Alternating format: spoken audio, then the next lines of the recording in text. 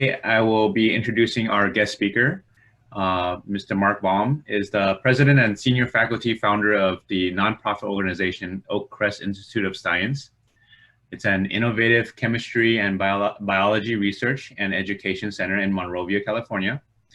Mark earned a PhD in organic chemistry from Imperial College London in UK. His principal biomedical research interest includes development of innovative and practical drug delivery systems to combat infectious diseases, including COVID-19, pharmacology of antiretroviral agents for HIV prophylaxis, and microbial dynamics in specialized niches. Sorry, I butchered that. And you did a great job. Take over. Thanks, Victor. You did a great job. Sari, thank you for the invitation to speak here today and share the results from our clinical study. And thank you all for logging in and participating. It's great to be able to have a forum, a local forum, to share the results of our exciting work. So without further ado, I'll get started. And I'm going to try and keep it relatively short so that we can have time for a lot of questions at the end. So as Victor said, we're a local nonprofit organization here in Monrovia. We're just west of Myrtle on Chestnut, right by all the construction. And you can see here in the middle a picture of our part of our mini campus. Hopefully you can all see the slides. Can you see the slides? I just should check it first. Yes, okay, great. Yes. So we were following closely since sort of mid-January what was going on in China with the COVID epidemic at that point. And we're getting increasingly concerned with what was looking like something that was going to spread globally. So in late February, we started to implement our own kind of safety measures in-house, the basic stuff, sanitizing, social distancing, that kind of thing. And then in mid-March, we realized that this was probably not going to be enough, and that really the only safe way for us to stay open and function with a staff of about 20 and anywhere from 5 to 30 students, depending on the time of the year. So we really decided we needed to do more and kind of put our heads together. We didn't at that time at least have FDA or clear allowance to do clinical testing. And we thought, is there a way around that? Because we can't get CLIA certified quickly enough. So we decided what we would do is start a clinical study. And a clinical study you have to do, if you're going to do it legally, through an institutional review board, an IRB, that is basically looking externally, so an independent organization that looks at the clinical study design, reviews the ethical and legal aspects of what you're planning to do, and then gives you basically the green light to do the study. And under the auspices of the clinical study, which is a research study, we were able to start a testing program at Crest. So within about 10 days, literally, from a Thursday morning, we decided we were going to do this. We ordered the reagents and supplies. We developed our own test in-house that we were validated against standards that we purchased, and we were using, obviously, all the FDA and CDC guidelines in the testing. And on March 23rd, that's why that key date is up there at the top of the slide, we actually initiated our first round of testing. And the testing basically involves collecting samples from every employee who is going to be on site, and then anybody else who's coming to visit on site, for example, a service technician for the air conditioning.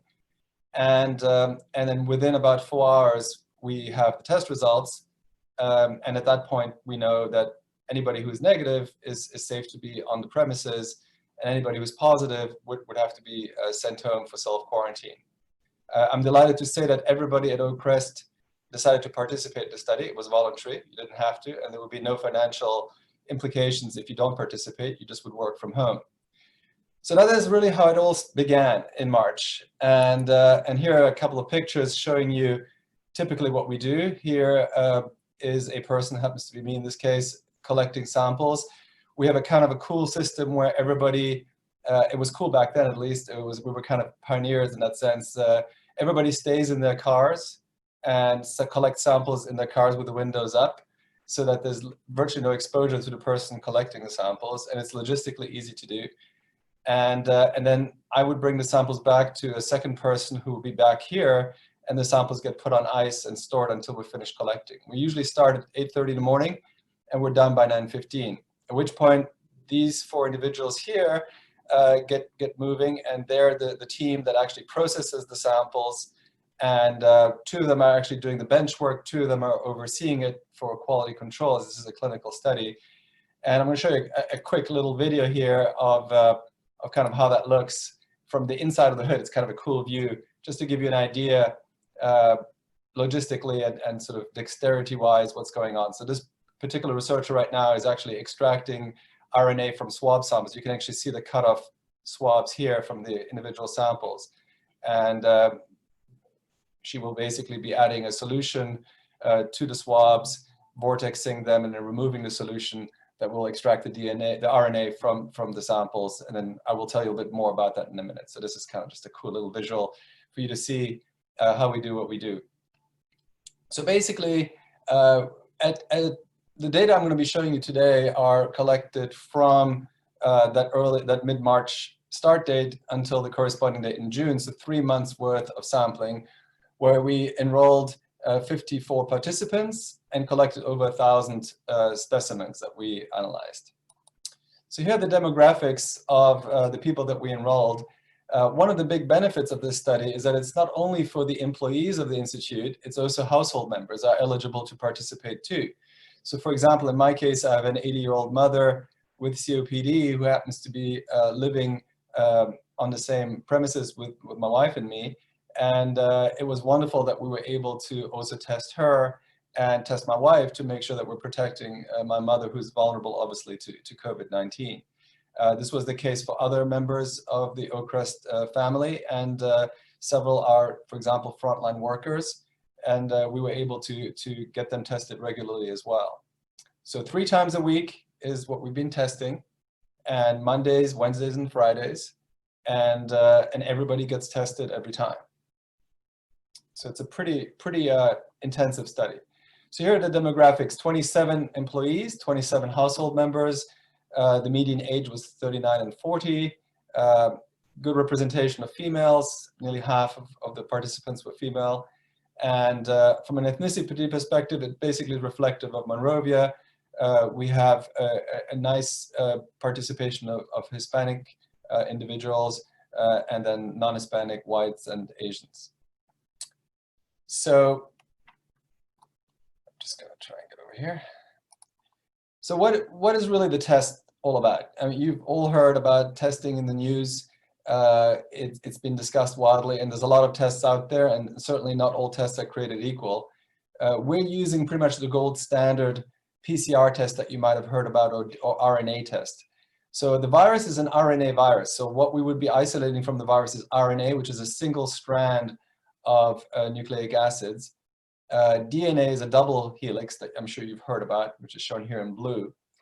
And we also need to collect, as well as the RNA from the virus, if it's there, RNA from the human host, because only by calibrating against the human host RNA do we know that we've collected enough sample to make sure that we have the ability to detect the virus if it's there. If you don't collect enough sample from the human host, then you may have so little sample there that you might be positive, but you can't detect the virus. So step 1 is what you saw in the video, where we basically break up the cells and extract the RNA. The second step all happens in one shot, which you then have to take the RNA and make the complementary DNA. So you're converting this from essentially a single helix to a double helix, because that is what you need to have to be able to then do the amplification. The amplification happens by targeting specific portions of a gene, or in this particular case, gene transcripts, because it's RNA. We're looking for 2 particular parts of the nucleocapsid protein gene transcript, or gene, from the COVID-19, the SARS-CoV-2 virus. It's called N1 and N2. So we're actually trying to attach 2 different parts of a sequence from the virus. And then we have the human gene transcript, which I mentioned earlier, which is the RP, as we call it, or the human RNase-P gene. So basically, we're looking for 3 different things in every single sample, right? So that's a lot of reactions. If you're doing 30 people a day, you're actually doing 90 analyses per day, plus controls, plus everything else. So that is kind of the basics of the test. And again, these follow or meet or exceed the CDC guidelines. It is a very, very accurate test. But you're looking for the presence of the virus, not if a human has been exposed to the virus previously.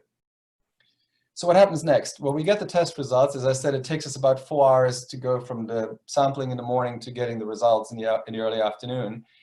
And there are the obvious 2 main results. And it's important to walk you through this because you have to understand the complexity of what we're dealing with in interpreting these data. Because we have 3 measurements per individual, if the CT value, and the CT value is called the cycle threshold, it's basically the signal. So you can imagine that you have, you're looking for a little bit of sample, and every time you cycle through and you amplify a single time what's in the sample, and you keep on amplifying and amplifying and amplifying until you see a signal or you don't see a signal. The number of cycles that you have to amplify before you see a signal is called the cycle threshold. Don't want you to worry too much about the specifics, but what's important is the bigger the number, the less sample there is. So if you have a cycle threshold for the 2 virus gene transcripts that is over 40, that's the cutoff from the CDC, then it's not there. If you have but at the same time, this guy would have to be under 40. This is incorrect. So the human part would have to be under 40, which means that you do have the host RNA. Then you actually know that, actually this is correct, I apologize. They're all below 40. So that means that you have seen signal for all 3 probes that you're looking for, the virus probes and the human probes. So it's a valid sample and you're detecting the virus. That means you're positive. If, on the other hand, the virus probes are above 40, it means you don't detect them, and the human probe is below 40, you are detecting it, then you're negative. So those are the 2 obvious ones, positive and negative. But then we also have something that's called invalid. Invalid means that if you have no detectable human RNA, then you haven't collected enough sample, or you didn't collect any sample at all. So that one you reject. Even if maybe there was or wasn't virus there, it's a rejected sample because you have to have the human RNA there as well. And then it's inconclusive, and that's the most interesting one for me because it's kind of in a twilight between positive and negative. It shows that you have one of the 2, but not both, virus probes giving you a signal. So you're detecting virus in some way or another, but not conclusively. And the human part is good too. So remember inconclusive, because I will be talking about that a little more in a minute. All right, so from our study, I'm glad to say that with all the participants we've had, we only have had 1 Crest employee turn up positive. And I will tell you a little case history on him. So basically, here I'm showing you the date. So I'm not showing you the samples before May. But he was part of the study right from the beginning. And in May, he was negative, which is what I'm showing here in red. It's the inverse of the colors that I was using before. I apologize for that. So he was negative in early May. And then suddenly, on Mother's Day, he was positive, which is in blue. This is the normalized cycle threshold. So it's basically normalizing the virus signal to the human signal just to kind of account for differences in how much sample is collected every single time he collects. The red line that I'm showing here, the dotted line, is our typical cutoff from positive to negative. So anything above the line normally is positive, anything below the line typically is negative. However, everything that's green is inconclusive. So it's the twilight between positive and negative in this particular case. If you were consistently negative, and then you had an inconclusive result, and then you were consistently negative again, then that inconclusive result doesn't mean anything. But in this case, because we're going from a positive individual to a negative, it actually does have scientific meaning. It basically means you're at the limit of what you can see in terms of virus detection.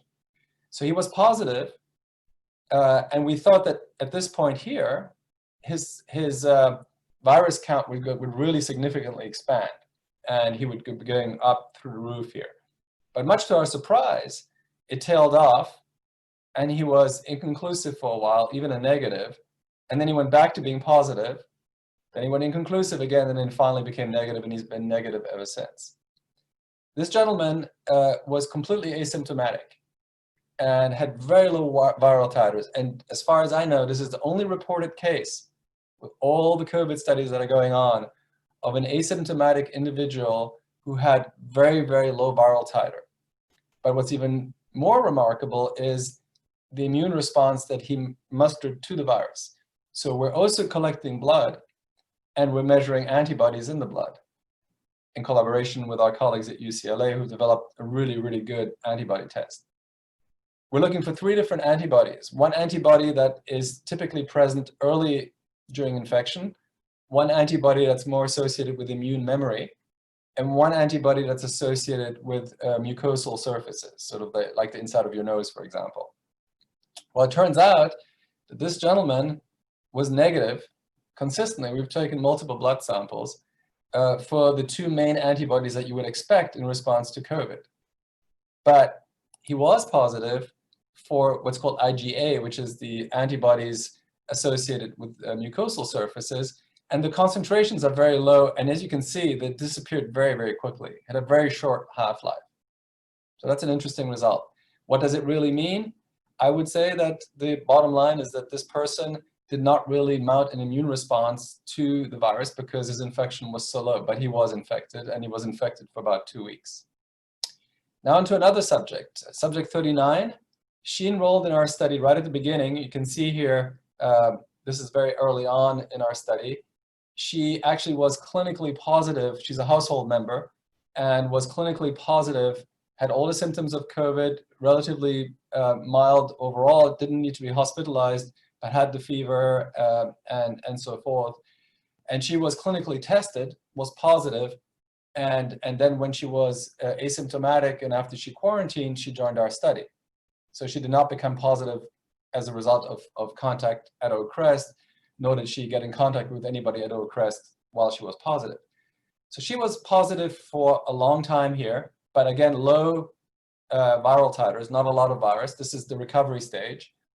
Then she was unavailable to us for a little while, and then she came back, and much to her surprise, she was still positive. And then she disappeared into this twilight phase. She was negative there for one moment where we all thought, finally, she's negative, went back to being positive, and then slowly faded away and became negative. This lady was positive for over 70 days. As far as we know, she holds the, at least scientifically derived, world record in terms of how long it was proven that she was positive. She did not get reinfected. The viral titer just went very low, and because of the sensitivity of our assay and the robustness of the assay, we were able to track this. Now, her antibody response is quite different. The red antibodies are IgG. Those are associated with immunity. The blue line shows the IgM. That's the response you get early during exposure to the virus, and you expect it to go away pretty quickly. And then this is, again, the IgA that she also had, but is also tailing off quite quickly. But she maintained a fairly robust IgG response and quite very high concentrations. So she was actually looking into donating plasma, and I think she did. So those are 2 examples of the scientific benefits that come out of the study, even though the study was primarily designed to protect Crest employees and the household members while maintaining a productive work environment. We also thought, okay, well, how can we extrapolate our results to what could have happened if we hadn't done our study? So if we had just continued to work, maintain social distancing, use sanitizers, washed your hands, and wore masks. So one of our team members is you might have seen her on the news. She's part of the team at UCLA that does some of the major modeling for the state and for LA County. And she has a model for California that we could actually plug into. And she looked at the prevalence levels that were when we started the study and in July when we were writing this up, and used our 27 employees and 27 household contacts. And as I said, assumed no surveillance interventions. The model produced an expectation that about 7 employees would have become infected with COVID-19 had we not done what we did, and one of them potentially requiring hospitalization.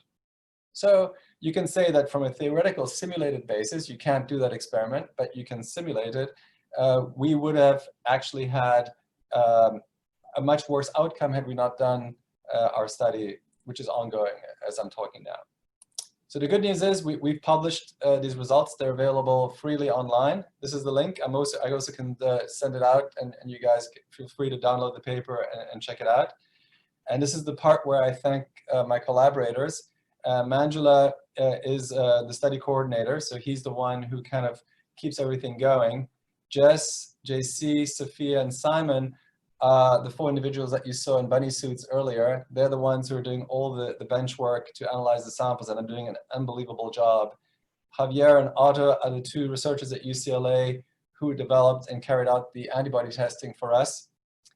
Rick Piles is at UTMB at the University of Texas, and basically guided us early on with how we would set up the protocols. He's actually testing for the state of Texas. Chris Ramirez did the modeling. Amy helped us immensely get all our approvals in place. Peter Anton is our chief medical director. He oversaw the study from the medical perspective, and that's me. And I hope you guys take the time to check out the paper, because there's a lot more there than what I was able to talk about in the last 20 minutes. And I'm on time, so I'm ready to take your questions.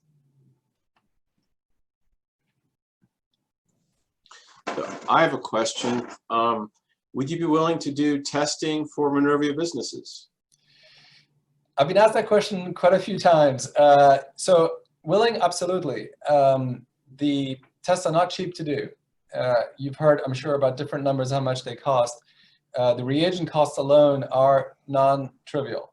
So we could not offer this for free. And we've discussed it with a few businesses on how we would do this. And also not testing more than, I mean, once a week is the bare minimum if you put other procedures in place to protect your workers. So it's an not insignificant financial commitment. And we've discussed ways of maybe getting grants or this and that to do it. The other question is, of course, the legal one, and that is we cannot just do a broader clinical study and just test a whole bunch of people and give them results, because now we're kind of circumventing the FDA guidelines.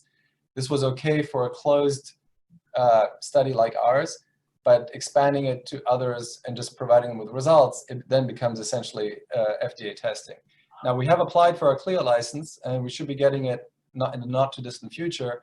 When we do have our CLIA license, then we will absolutely offer this to local businesses who are willing to participate. Because we had an instance where one of our employees contracted the virus on her own time.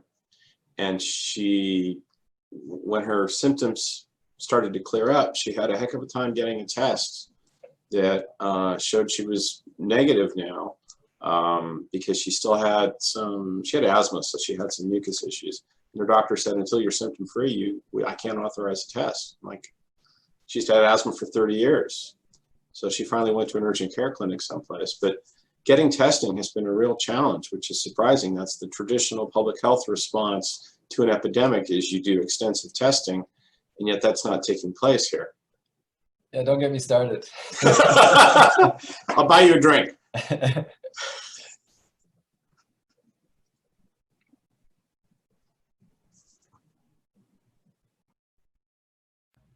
I put everybody to sleep. I have a question.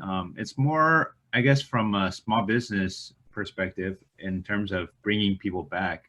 Everyone's probably heard of the CDC guidelines of maintaining distance and sanitizing, washing your hands. But if you were to mention one thing that we can do that would make the biggest impact in terms of keeping everyone safe, what would that be? Well, I mean, I think the CDC guidelines are pretty encompassing. It really depends on your individual situation, right? In terms of what your workplace looks like. If you can work from home, that is a good starting point. And if you have people who have to be there on the premises, minimize the number of people, make sure that they are always able to maintain a social distance from one another, and then of course wear their masks, wash their hands, all the CDC stuff that you hear about. That's the most responsible way to do it within the parameters, like Robert said, that are available to us, right? I mean, right now the testing is still very much in short supply, and it takes forever to get the results. I mean, you know, you talk on average at least 3 to 4 days. That's useless at that point. So it sounds like testing has to be ongoing, even if you've tested once, it goes up and down, right? So what is that interval? And just because I was negative on Friday doesn't mean I'm going to be negative on Monday, right? Right. If I was partying down the block on the weekend, I could very well be infectious by Wednesday, right? So you got to. This is why we keep on doing this. It is intensive. It is a lot of work, especially for the 4 guys who are doing the processing and analysis. But we felt it was worthwhile, and it's, you know, it really has changed. I don't want to overemphasize, but one of the things that I was struck by, which was unexpected when we started to study, because we were kind of in panic mode trying to get this started. I mean, within 10 days to start a clinical study is nearly unheard of.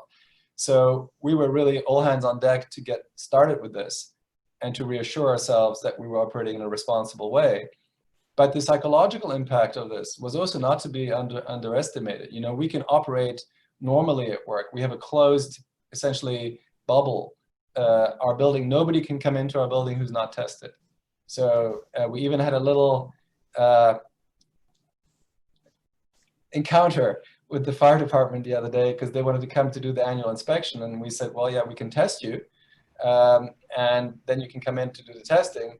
And they didn't want to go that route. And so we're kind of in a holding pattern, figuring out how we can assure them that everything is good here, at the same time not expose, you know, after all this effort that we've put into having a safe environment, we just can't break the rules for anybody. Now, of course, if the place is on fire, it's a different story. In an emergency, people would be allowed in to safeguard Crest, but then we have to sanitize and everything else if it's still there at the end of it all. But for normal operation, we had an electrician come in today, and he was tested yesterday. We had a guy come in to service one of our instruments from San Diego, and he got sent a test kit, FedExed it back to us, and when he got the green light, he came in and was on our testing schedule. So it's the only responsible way of doing this. You can't do this half-assed, right? You got to go in all the way, and so yeah, you got to keep testing.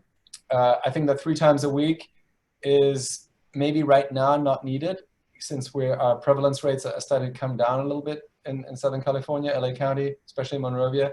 So when we get down below that 5% positivity rate, then maybe we will switch to twice a week.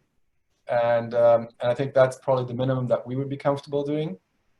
And there's a bonus here, right? I mean, you can also test for the flu. Influenza viruses can be tested in tandem with the COVID virus.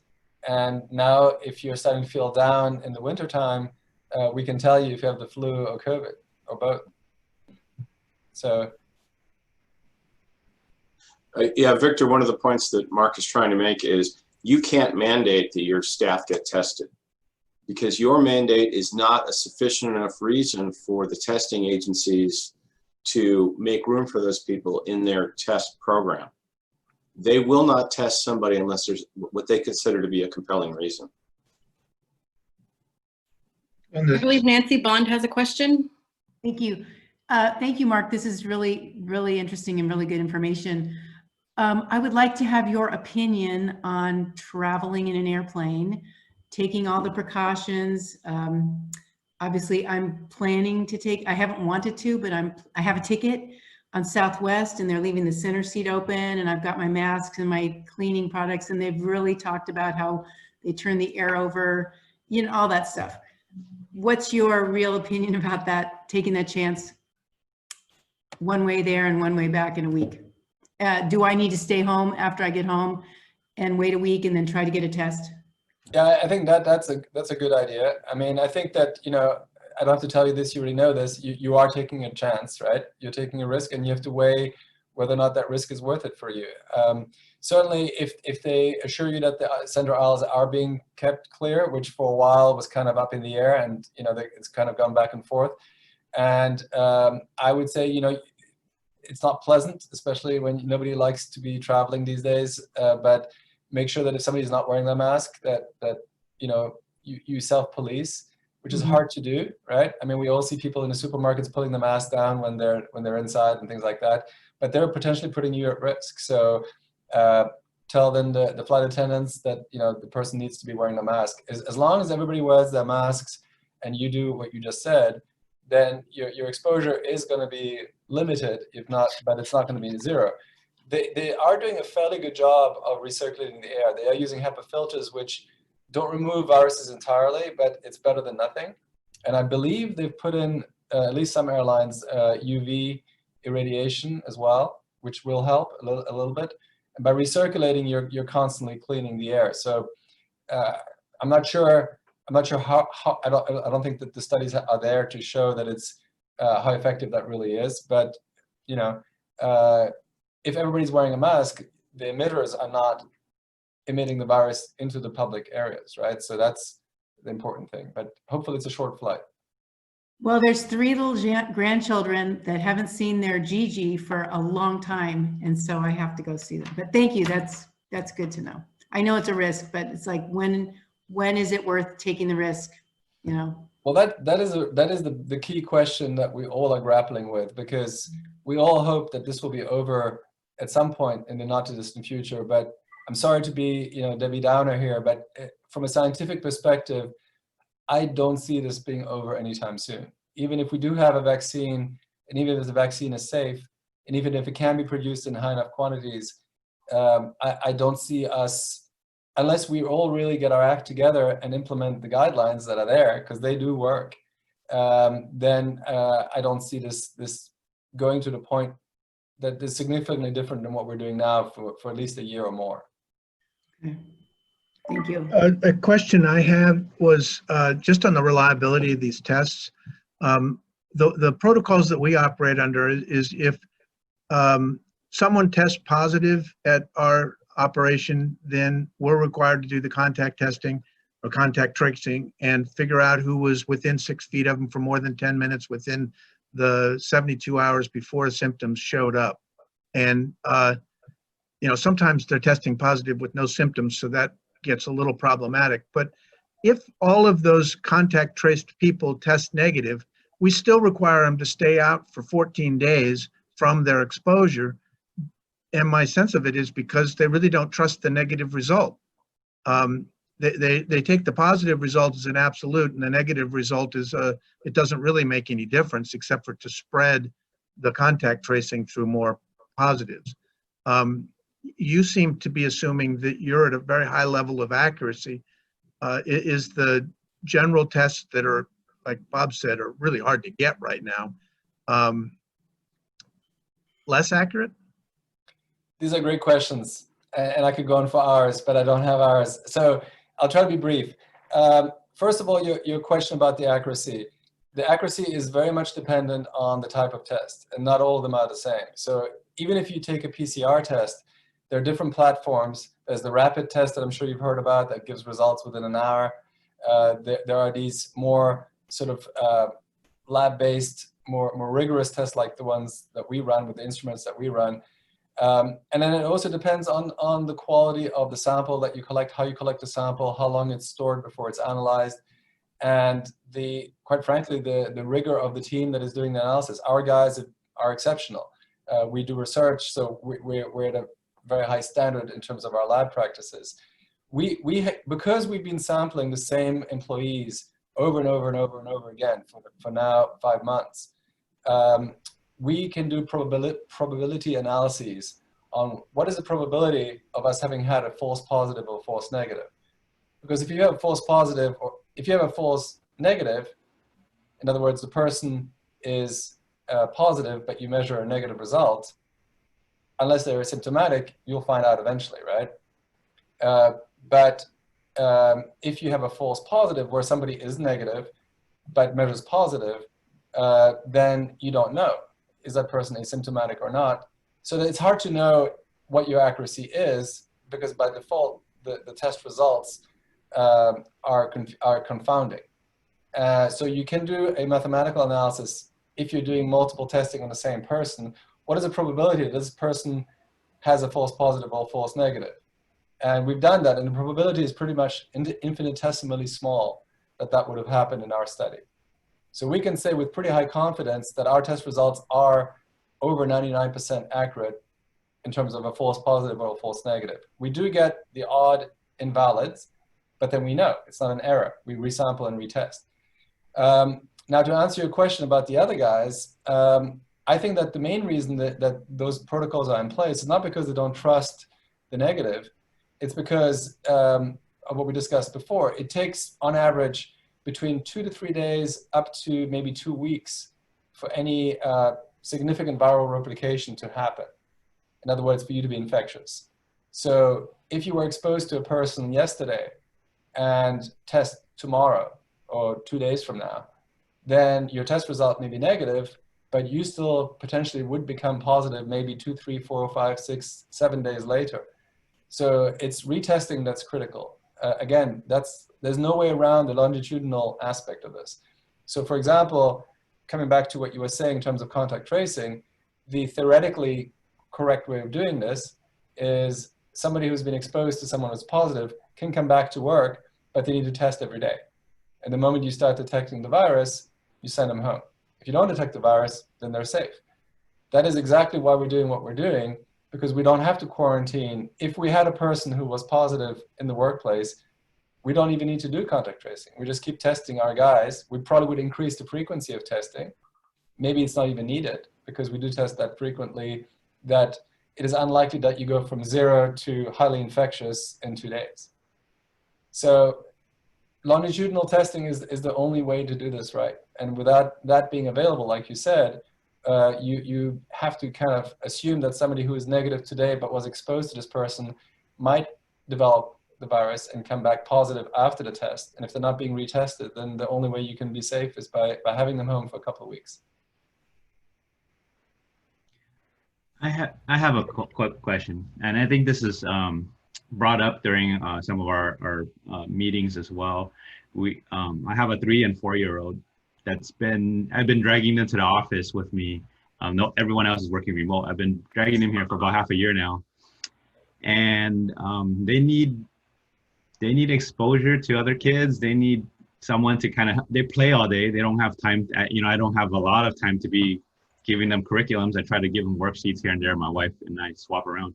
We're really struggling whether or not we should put them back in daycare. And we feel, my wife and I were just having a conversation about that. We feel super guilty about doing that, but it's hard, right? And I think a lot of people are put in this position.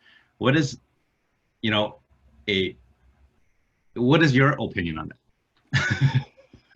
You get into the areas that are non-scientific, and it's a judgment call, like Nancy's question with the flying, right? I mean, life does go on, and if we all knew that this was going to be completely done with, by December 1st, then we could plan our lives accordingly, right?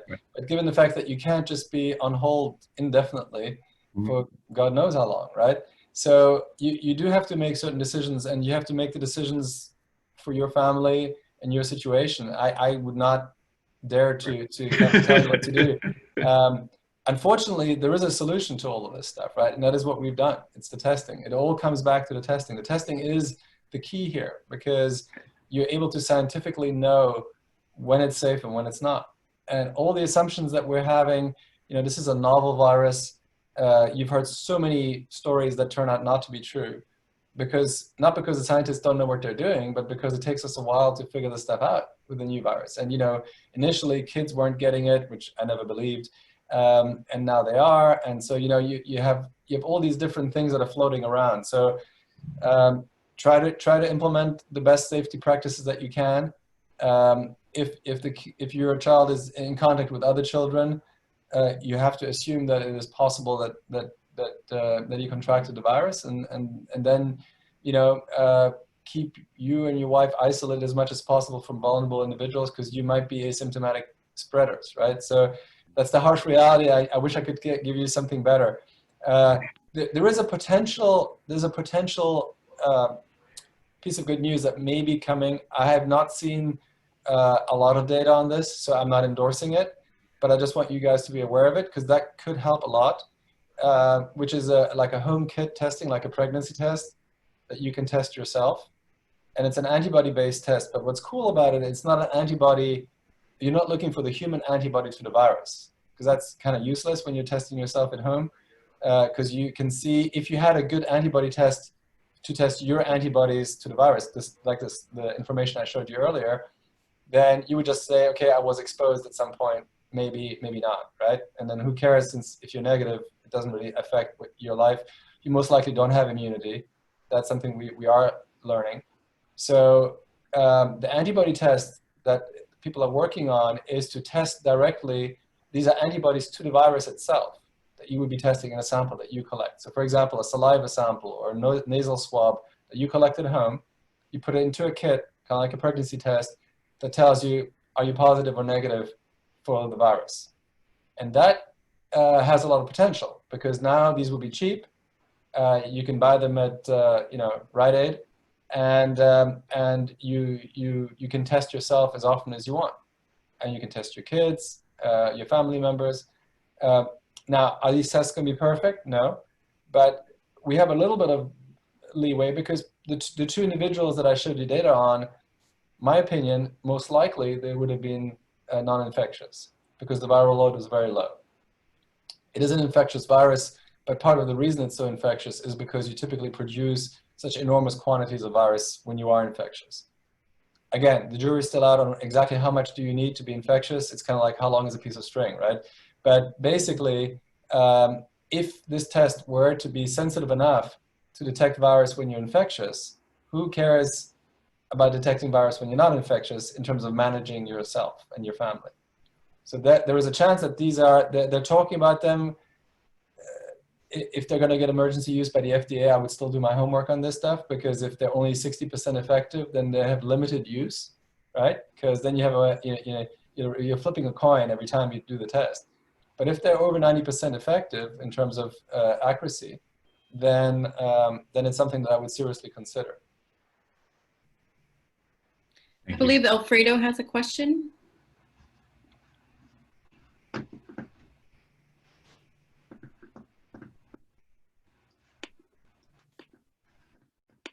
Maybe he's on mute. Does anyone else have any questions?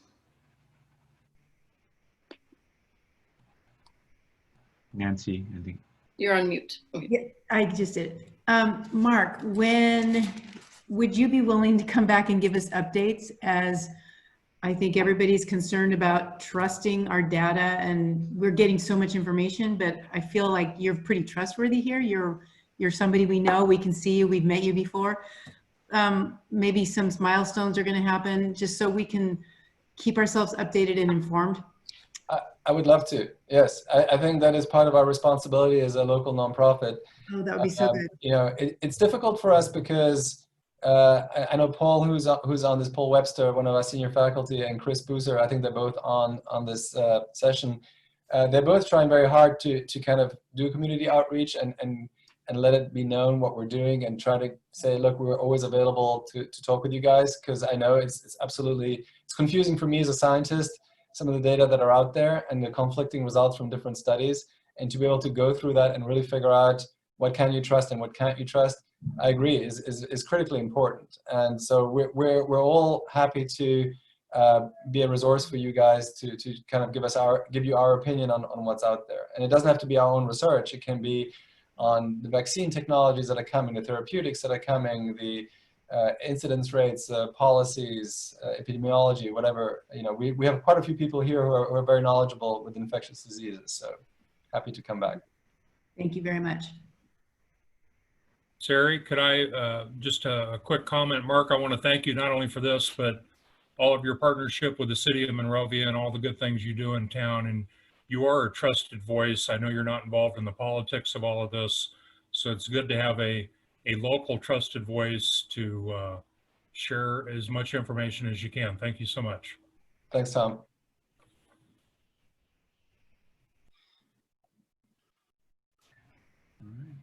Will this data, these slides be available to us?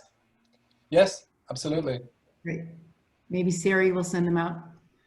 Yes, and then I'll send that link out to the study. Thank you. Yes. So, and it is being recorded, so we can share it also, this presentation. And I believe Judy Scheffler from Foothill Credit Union is going to do our closing remarks and thank Mark for all his information today. Is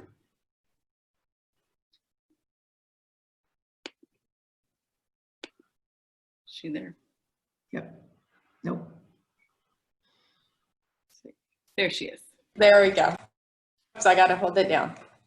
Mark, I apologize. I jumped in probably 3/4 through. I was on another meeting, so my apologies to you, but it sounds like you did a fantastic job. I look forward to going through and seeing it when Sari pushes that out. So we thank you for everything that you are doing in the community and helping give direction of keeping everybody safe. So thank you so very much. Thank you, and it's been a pleasure to be here today. And you know, you guys are more attentive and ask better questions than in most scientific meetings that I present. So thank you for paying attention. We're just trying to impress you. Well, you have. Thank you. Thank you to Mark and Oak Crest Institute of Science and to all the participants today. Thank you. Thank you. Thank you, Mark.